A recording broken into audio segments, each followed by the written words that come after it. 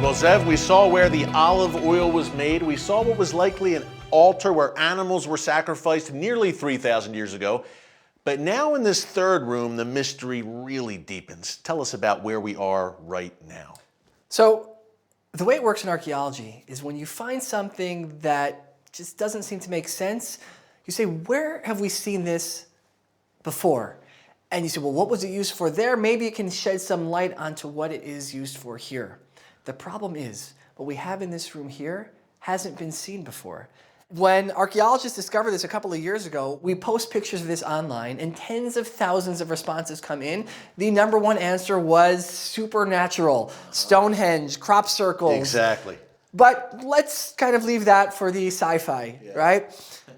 What are these markings? Perhaps, maybe some type of table would have stood here, the legs would have gone into the grooves. Behind you, there is a circle, a ring, where perhaps an animal would have been tied up, that maybe after the animal was sacrificed, they put it up on some type of rack over here, maybe skinned it, who knows. Makes sense. Look, the altar was right next door, Zev, that room where the animals were sacrificed that we just saw. That's right. So this likely somehow fits into the story of the bigger purpose of this area. It's a mystery, as you said, Zev, but in our next and final room, we're kind of going to tie it all together, right? That's right. Lead the way, my friend. Let's go.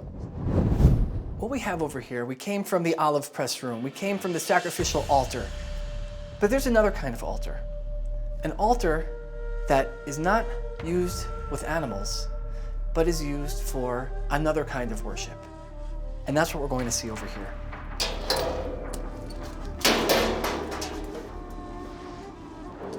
What we have over here is what you would call in Hebrew a ze'ev, or a prayer altar. We know that the Bible tells us, we're talking about the book of Samuel, 2 Samuel, David conquers Jerusalem.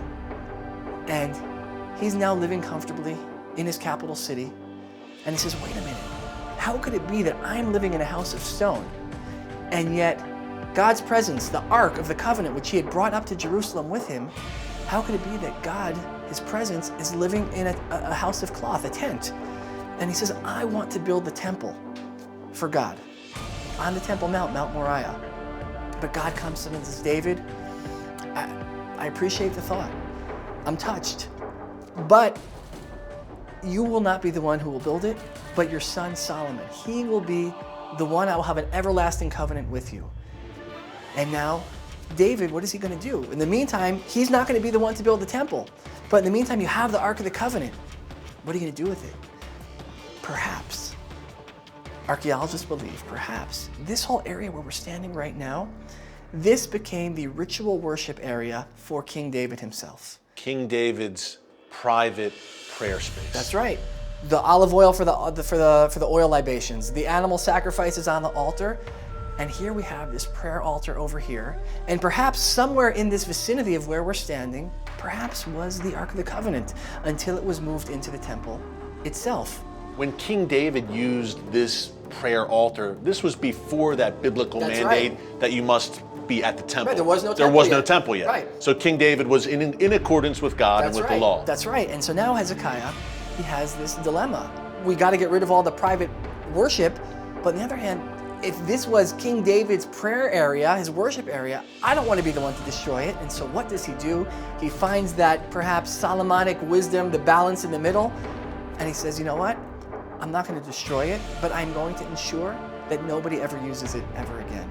Covers it up, buries it under tons and tons of earth. Then archaeologists understand this stopped being used during the time of King Hezekiah. So we are standing in a place where this could very well have been, some 3,000 years ago, the very ritual worship area of King David himself. And Zev, to think that King David, this might have been the spot where God Almighty laid some of those beautiful Psalms on his heart, on his mind.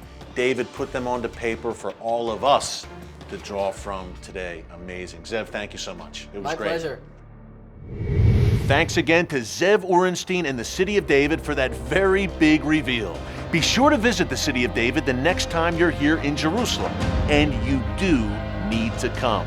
Well, up next, my final thoughts on why this city matters to you. Stick around.